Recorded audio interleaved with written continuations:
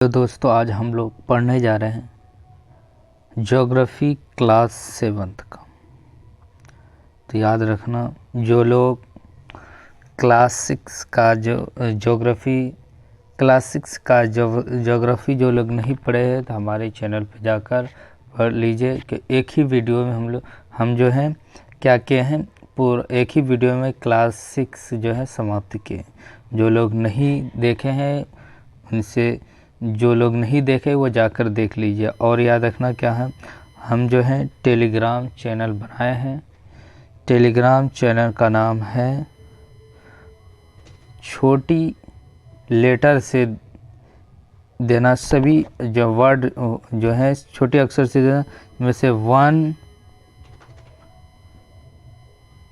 वे C TET class 1, last में 1 देना, 1 वे seated class 1, ये टेलीग्राम चैनल का नाम। और जो है जो चैनल पर जो लोगो लगा हुआ है वही फ़ोटो जो है टेलीग्राम चैनल पर होगा। तो उसी टेलीग्राम को ज्वाइन कर लेना। और जिनको पीडीएफ चाहे वह हम पीडीएफ सेंड करते हैं। जो लोग पीडीएफ लेना चाहते हैं हमारे टेलीग्राम चैनल को ज्वाइन कर सकते हैं।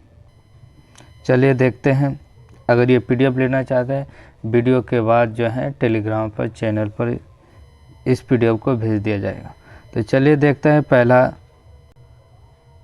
चैप्टर है जिनका नाम है पर्यावरण, क्लास 7 का। ये निम्नलिखित कथन पर विचार कीजिए।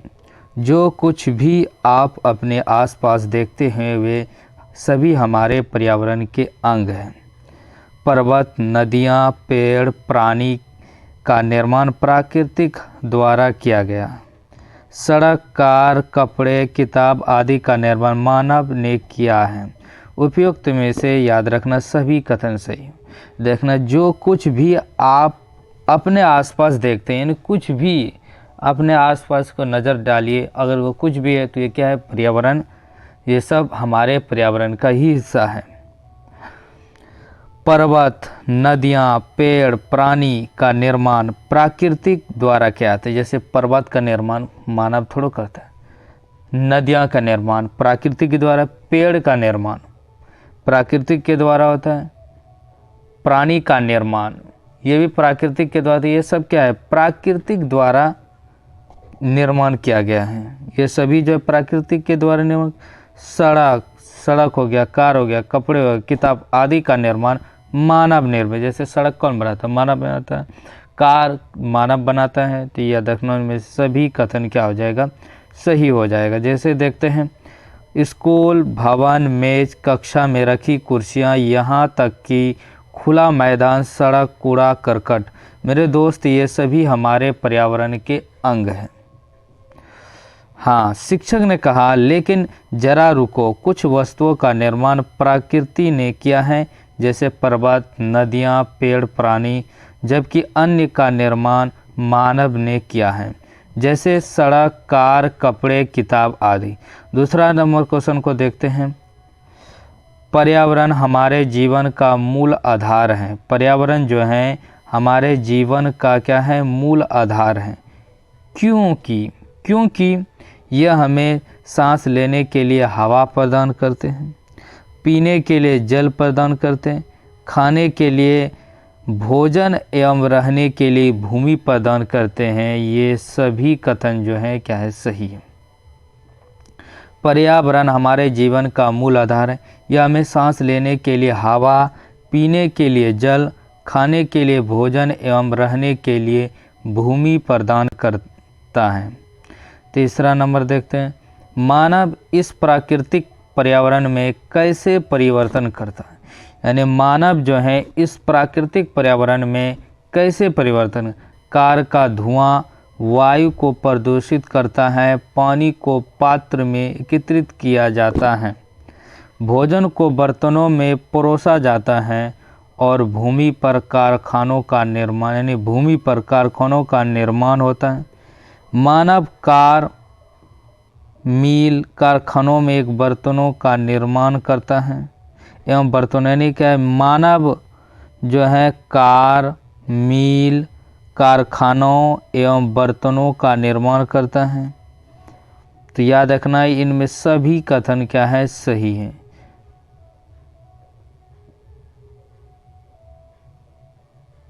याद रखना कार का धुआं वायु को ये तो प्रदूषित कर, पानी को हम किस में रखते हैं, एक पात्र में रखते हैं, बर्तन में रखते हैं। भोजन को बर्तन में परोसा, यानी भोजन किस में परोसते हैं, बर्तन में परोसते हैं। भूमि पर कारखानों का निर्माण, भूमि है तो उस पर क्या करते हैं हम लोग, कारखानों का निर्माण करते हैं। मानव जो है कार हो गया, मील हो गया, कारखानों एवं बर्तनों का निर्माण करते हैं। ये सभी कथन क्या है, सही है। मानव इस प्राकृतिक पर्यावरण में कैसे परिवर्तन करता है। कार का धुआं वायु को प्रदूषित करता है, पानी को पात्र में एकत्रित किया जाता है। यानी मानव जो है इस प्राकृतिक पर्यावरण में कैसे रहता है, किस तरह उन्होंने अपने जीवन को परिवर्तन करता है। जैसे कि वायु को प्रदूषित करता है कार से, पानी को पात्र में रखते हैं, भोजन को बर्तन में परोसा जाता है और भूमि पर कारखानों का निर्माण होता है। मानव कार, मील, कारखानों एवं बर्तनों का निर्माण करता है। इस प्रकार से मानव प्राकृतिक पर्यावरण में परिवर्तन करता है। तो याद रखना क्या था, NCERT है, ये ऑफिसर एकेडमी के द्वारा लॉन्च किया गया जो है बुक जो है NCERT पे। और हाल ही के एग्ज़ाम में, जैसे दरोगा के एग्ज़ाम में देखा गया, याद रखना कि इसी तरह स्टेटमेंट का क्वेश्चन पूछा गया और वो NCERT से ही लिया गया है। तो इसलिए NCERT जो है किसी भी एग्ज़ाम के लिए जो है आजकल जो है महत्वपूर्ण हो गया, इसलिए सबको चाहिए क्या है, NCERT पढ़ें। चलिए देखते हैं चौथा नंबर क्वेश्चन। निम्नलिखित में से कौन सी चीज़ें पर्यावरण के अंतर्गत शामिल है। यानी कौन सा चीज़ जो है पर्यावरण के अंतर्गत शामिल है। मनुष्य, धरातलीय स्थल आकृति, मानव निर्मित वस्तु, प्राकृतिक वस्तु। पर्यावरण के अंतर्गत ये मनुष्य भी पर्यावरण करता है, धरातलीय स्थल आकृति भी है, मानव निर्मित जैसे कार, बिल्डिंग, ये सब क्या है, मानव निर्मित, ये भी पर्यावरण कैसा है। प्राकृतिक वैसे पहाड़, पर्वत, नदी, ये सब क्या है, प्राकृतिक पर्यावरण कैसा है। तो ये सभी जो हैं पर्यावरण का अंतर्गत आते हैं। जैसे क्या होता है, जल मंडल, यहाँ पर जैसे जल मंडल, यहाँ वायु ये हो गया, वायुमंडल हो गया, स्थल मंडल हो गया, सजीव जैव मंडल। मानव निर्मित जैसे क्या आता है, पर्यावरण के घटक, प्राकृतिक और मानव निर्मित। पर्यावरण के कितने घटक हो, एक प्राकृतिक है, एक मानव निर्मित। मानव निर्मित जैसे इमारत हो गया, पार्क हो गया, पुल हो गया, सड़क हो गया, उद्योग हो गया, ये सब क्या है, मानव निर्मित हैं। और प्राकृतिक में वायु आ गया, जल मंडल आ गया, सजीव मंडल जैव मंडल आ गया, स्थल मंडल आ गया, ये सभी जो हैं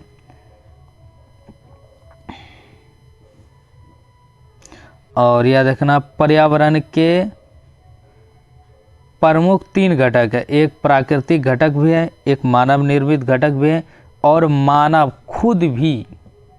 याद रखना एक पर्यावरण का पर्यावरण का घटक पूछेगा, पर्यावरण के कितने का 3 घटक, एक क्या है, प्राकृतिक निर्मित है, एक मानव निर्मित, एक मानव। ये तीनों जो हैं पर्यावरण के घटक हैं, प्रमुख घटक।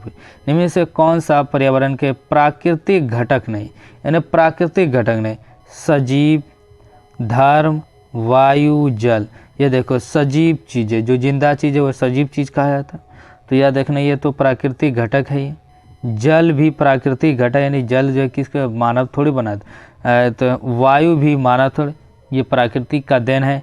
तो धर्म जो है ये क्या है, यहाँ के लोग बनाते हैं। तो याद रखना, तो धर्म जो हो जाएगा प्राकृतिक घटक नहीं है। निम्न से कौन सा पर्यावरण के मानव निर्मित घटक नहीं। मानव निर्मित घटक वैसा प्राकृतिक पर्यावरण का घटक बताना जो मानव के द्वारा बनाया गया नहीं हो।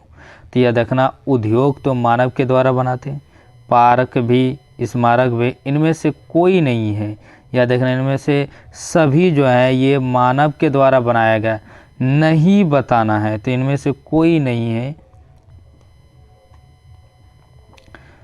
यानी चित्र में ये बोल रहा है, चित्र 1.2 देखिए और मानव निर्मित प्राकृतिक निर्मित पर्यावरण को देखकर कौन सही है कौन गलत, ये इसी के बारे में बोल रहा है। ये चित्र है, इसी में जैसे क्या हुआ, अभी हम बताएं कि मानव निर्मित कौन हुआ, या पार्क हो गया, इमारत हो गया, पुल हो गया, सड़क हो गया, स्मारक है, उद्योग, ये सब जो है मानव निर्मित पर्यावरण, आप याद रखना, पर्यावरण के घटक है। तो प्राकृतिक निर्मित जैसे क्या है, जैव मंडल, वायुमंडल हो गया, जल जो जल में जल मंडल हो गया, स्थल मंडल हो गया, सजीव, ये सभी जो है प्राकृतिक पर्यावरण के घटक हैं। जैसे मानव एक याद रखना, एक व्यक्ति, परिवार, समुदाय, धर्म, और क्या, शैक्षिक, राजनीतिक स्थिति, ये सब जो हैं ये मानव का हिस्सा है। एक व्यक्ति, परिवार, समुदाय, धर्म, शैक्षिक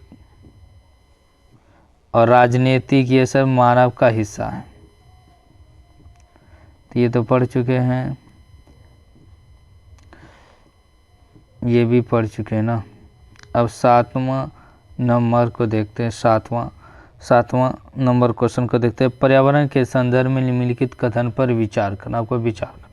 किसी भी जीवित प्राणी के चारों ओर पाए जाने वाले लोग, स्थान, वस्तुएं एवं प्रकृति को पर्यावरण कहते हैं।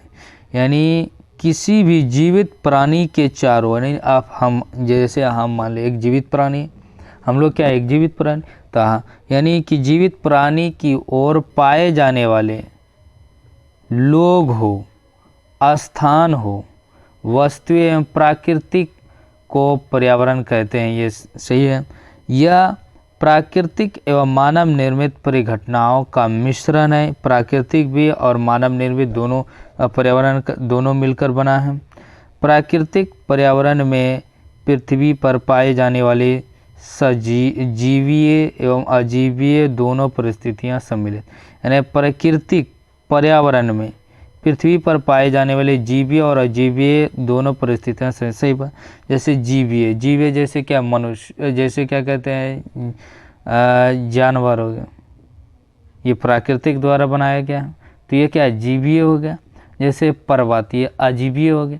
ये दोनों जो है परिस्थितियां अजैव हो या जीवित हो, अजीवित हो, दोनों जो है पर्यावरण का हिस्सा है।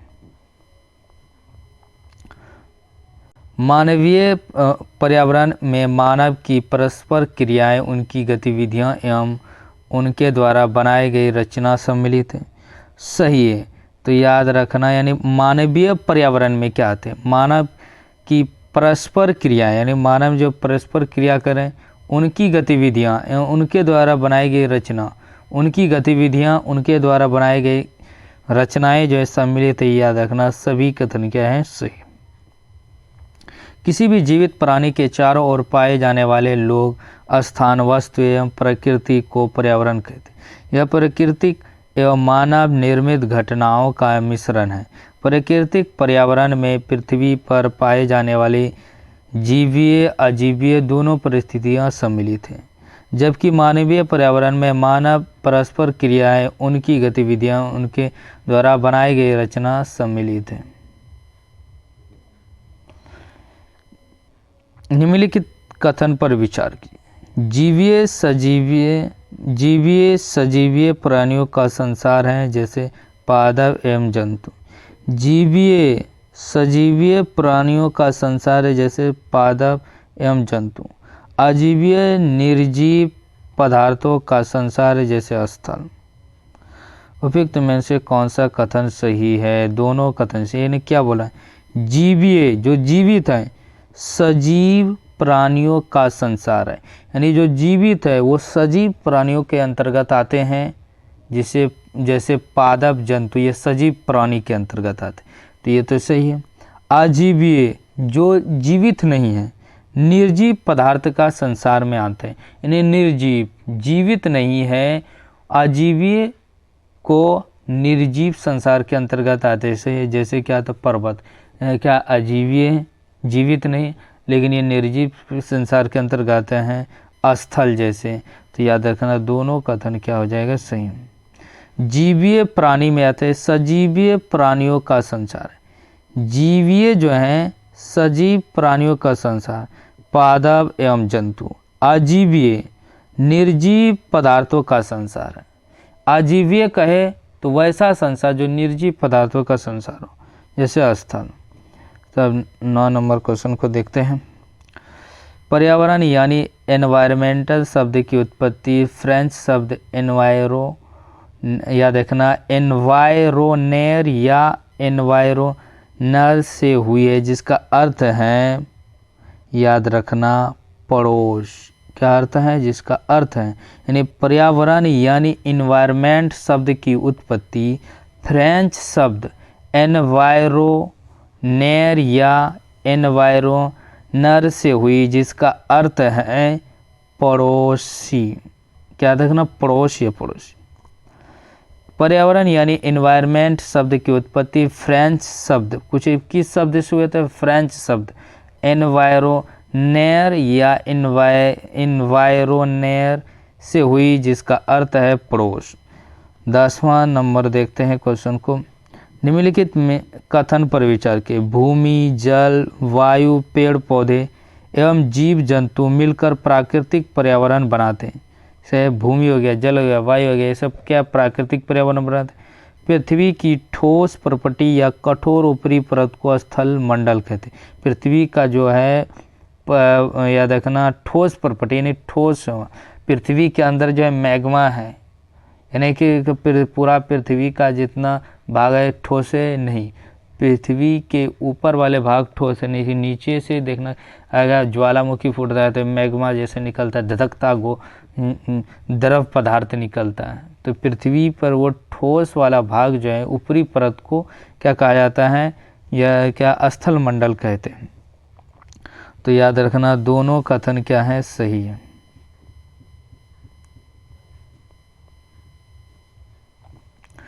भूमि, जल, वायु, पेड़ पौधे एवं जीव जंतु मिलकर प्राकृतिक पर्यावरण बनाते हैं। स्थल मंडल, जल मंडल, वायुमंडल एवं जैव मंडल से आप पहले से ही परिचित होंगे। आइए अब हम इनके संबंध में कुछ तथ्यों को जानकर, जैसे पृथ्वी की ठोस प्रपटी या कठोर ऊपरी परत को स्थल मंडल कहते हैं। क्या कहते हैं, स्थल मंडल कहते हैं। 11 नंबर को देखते हैं। स्थल मंडल के संदर्भ में निम्नलिखित कौन सा कथन सही है। यह चट्टान एवं खनिज से बना होता है एवं मिट्टी की काफ़ी मोटी परत से ढका होता है। यह पहाड़, पठार, मैदान, घाटी जैसे विभिन्न स्थलाकृतियों वाला विशाल धरातल होता है। इस पर स्थित स्थलाकृतियाँ महाद्वीपों के अलावा महासागर की सतह पर भी पाई जाती है।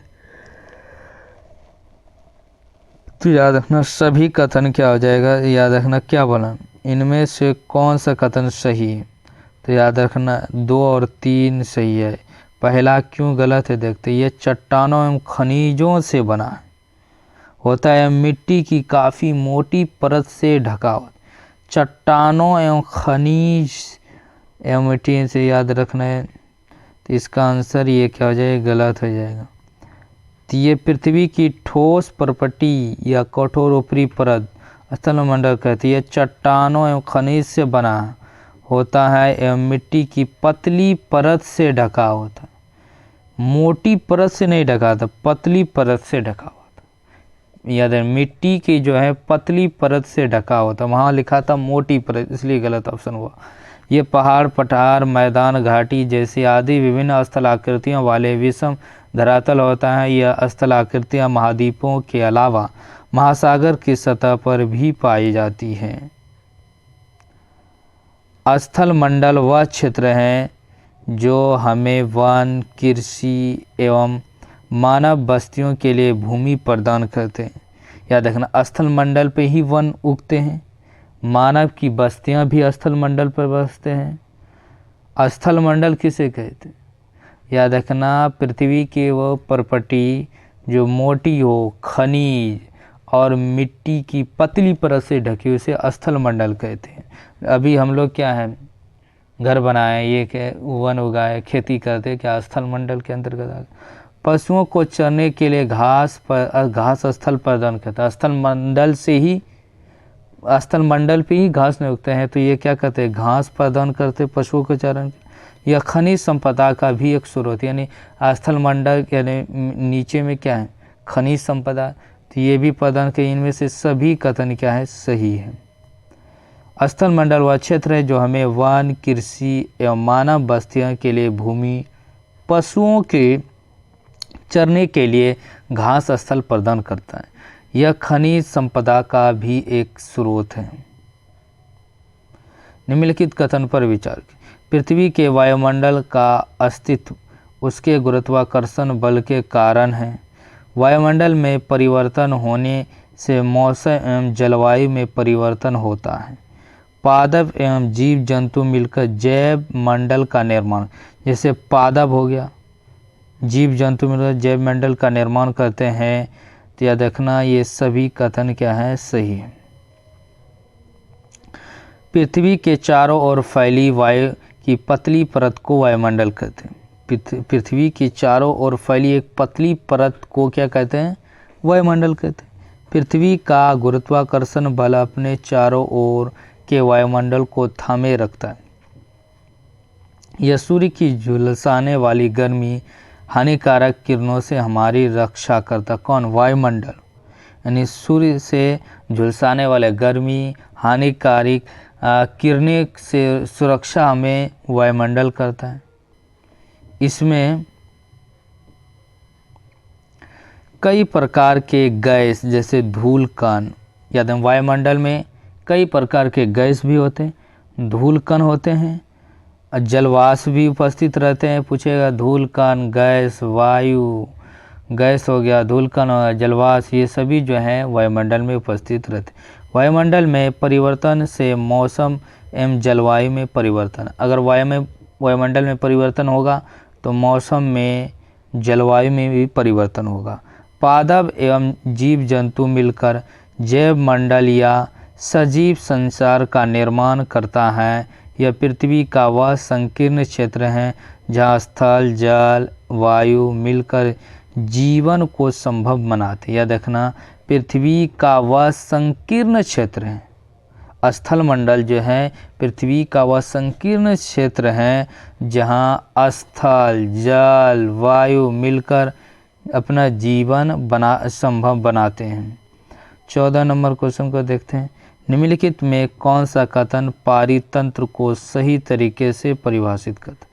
किसी भी भौगोलिक क्षेत्र की वनस्पति एवं प्राणी एक दूसरे से अलग रहने वाले जीवों का समुदाय है। जीवों का समुदाय और साथ ही वह पर्यावरण जिसमें वे रहते हैं। पारितंत्र का सही तरीका, जीवों का समुदाय और साथ ही वह पर्यावरण जिसमें रहते हैं, ये सबसे बेस्ट ऑप्शन होगा। पारितंत्र वह तंत्र है जिसमें समस्त जीवधारी आपस में एक दूसरे के साथ तथा पर्यावरण के उन भौतिक एवं रासायनिक कारकों के साथ परस्पर क्रिया करते हैं जिसमें वे निवास करते हैं। ये सब ऊर्जा और पदार्थ के स्थानांतरण द्वारा संबंध हैं। 15 नंबर क्वेश्चन देखते हैं। निम्नलिखित कथन पर विचार। सभी पेड़ पौधे, जीव जंतु एवं मानव अपने आसपास के पर्यावरण पर आश्रित है। सही, जितना भी पेड़ पौधे हो, जीव जंतु हो, मानव अपने आसपास के पर्यावरण पर ही निर्भर करते। जीवधारियों का आपसी एवं अपने आसपास के पर्यावरण के बीच का संबंध ही पारितंत्र का निर्माण करते हैं। जीवधारियों का आपसी एवं अपने आसपास पर्यावरण के बीच का संबंध ही क्या कहलाता है, पारितंत्र का निर्माण कर। अधिक वर्षा वाले वन, घास स्थल, रेगिस्तान, पर्वत, झील, नदी, महासागर, छोटे से ताल का भी एक परितंत्र होता है। ये भी सही, तो याद रखना ये सभी कथन जो हैं सही हैं। सभी पेड़ पौधे, जीव जंतु एवं मानव निर्मित आसपास के पर्यावरण पर आश्रित होते हैं। प्रायः वे एक दूसरे पर भी आश्रित हैं। जीवधारियों का आपसी एवं अपने आसपास के पर्यावरण के बीच का संबंध ही पारितंत्र का निर्माण करता है। अधिक वर्षा वाले वन, घास स्थल, रेगिस्तान, पर्वत, झील, नदी, महासागर एवं छोटे से ताल का भी एक पारितंत्र हो सकता है। प्रत्येक वर्ष विश्व पर्यावरण दिवस, याद रखना, प्रत्येक वर्ष जो है विश्व पर्यावरण दिवस किस दिन मनाया जाता है? 5 जून को विश्व पर्यावरण दिवस मनाया जाता है। प्रत्येक वर्ष 5 जून को विश्व पर्यावरण दिवस मनाया जाता है। वस्तु विनिमय पद्धति का अर्थ होता है यह वस्तु की अदला बदली का व्यापार है जिसमें धन का प्रयोग होता है। यह वस्तुओं का अदला बदली का व्यापार है जिसमें धन का प्रयोग नहीं होता। ये गलत। याद रखना, वस्तु विनिमय क्या होता है? जैसे कि आप, यानी आपके अगर कोई व्यक्ति हैं, आपको अगर किसी ने चावल दिया 2 किलो, उसी के दाम के हिसाब पर उस व्यक्ति ने आपको दिया। आपको अगर गेहूं की ज़रूरत है लेकिन आपके पास चावल है, और दूसरे व्यक्ति को गेहूं की ज़रूरत है लेकिन, यानी क्या चावल की ज़रूरत है लेकिन उसके पास गेहूं है। आपके पास चावल है ज़्यादा लेकिन उसके पास गेहूं है ज़्यादा, तो आप कहेंगे कि वस्तु विनिमय प्रणाली क्या होगा? आपने उनको चावल दे दिया और उसी के दाम के हिसाब से, कीमत के हिसाब से आपको जितना मात्रा गेहूं हो सकता है चावल के बदले में, वो आपको लौटा, वो आपको दिया। तो इस तरह क्या वस्तु विनिमय कहलाता है। तो याद रखना क्या हो जाएगा, यह पैसों की अदला बदली व्यापार है जिसमें एक दूसरे, ये गलत है। ऐसा व्यापार जिसमें देश के वस्तु देते हैं दूसरे। तो याद रखना यही आंसर है। ये वस्तुओं के अदला बदली व्यापार जिसमें धन का प्रयोग, ये नहीं। वस्तु विनिमय पद्धति का अर्थ है वस्तुओं का अदला बदली का व्यापार जिसमें धन का प्रयोग नहीं होता है। सही बात, धन का प्रयोग नहीं होगा, इसमें पैसा नहीं दिया जाएगा, इसमें वस्तु का सिर्फ अदला बदली। आप ये वस्तु दिए और वो आपको दूसरा वस्तु कुछ दिया, इसमें वस्तु का अदला बदली होता है। वस्तु विनिमय पद्धति वस्तु की अदला बदली का व्यापार है जिसमें धन का प्रयोग नहीं होता, इन्हें धन नहीं देते। 18 समय के साथ मानव ने यानी 18 नंबर क्वेश्चन देखते हैं। समय के साथ मानव ने पर्यावरण का उपयोग और उसमें परिवर्तन करने के कई तरीके सीख लिए जिसके परिणाम स्वरूप हुआ फसल उगाना, पशु पालना, अस्थायी जीवन जीना सीख लिया। पहिए का आविष्कार हुआ, आवश्यकता से अधिक अन्न उपजाया गया, वस्तु विनिमय पद्धति का विकास हुआ, व्यापार आरंभ हुआ, वाणिज्य का विकास हुआ, औद्योगिक क्रांति से बड़े पैमाने पर उत्पादन एवं परिवहन तेज गति से प्रारंभ हुआ, सूचना क्रांति से पूरे विश्व में संचार सहज और द्रुत हो गया। तो याद रखना ये सभी कथन क्या हैं? सही है। मानव ने पर्यावरण के उपयोग और उसमें परिवर्तन करने के कई तरीके सीख लिए। उसने फसल उगाना, पशु पालना, अस्थायी जीवन जीना सीख लिया। पहिए का आविष्कार हुआ, पहिए का जब आविष्कार हुआ तो याद रखना एक स्थान से दूसरे स्थान पर ले जाने के लिए वस्तुओं, अन्न को याद रखना ज़्यादा, पहले क्या था माथा पे ढो रहे या किसी जानवर पर लदा, लेकिन अब क्या हुआ पहिए का आविष्कार होते, गाड़ी पे लदा दिया जाता था सामान और एक स्थान से ज़्यादा मात्रा में एक स्थान से दूसरे स्थान पर ले जाने। वस्तु पद्धति विकास व व्यापार आरंभ हुआ एवं वाणिज्य का विकास हुआ, औद्योगिक क्रांति से बड़े पैमाने पर उत्पादन प्रारंभ हुआ, परिवहन तेज गति से प्रारंभ हुआ, सूचना क्रांति से पूरे विश्व में संचार सहज और द्रुत हो गया। तो याद रखना अगले दिन जो है हम लोग दूसरा चैप्टर पढ़ेंगे। तो याद रखना, जो हमारे टेलीग्राम चैनल ज्वाइन नहीं किए वो ज्वाइन कर लीजिए, और वहाँ पर हम एक PDF डाल देंगे, इससे वहाँ आप पढ़ सकते हैं, ठीक है। और इस याद रखना, ज़्यादा से ज़्यादा ये वीडियो को शेयर कीजिए, और जो लोग चैनल को सब्सक्राइब नहीं किए हैं वो सब्सक्राइब करें, क्योंकि डेली जो है हम लोग जो है क्लास को लाते रहेंगे। हिस्ट्री का भी क्लास स्टार्ट है, ज्योग्राफी का, साइंस का तो ये चलिए रहा है, सभी का ये तीनों जो है हिस्ट्री, ज्योग्राफी और क्या कहते हैं साइंस का क्लास चालू है। डेली एक एक क्लास डालते हैं, तो इसीलिए एक चैनल को ज्वाइन कर लीजिए। चलिए हम लोग नेक्स्ट डे जो है दूसरे चैप्टर को हम पढ़ेंगे।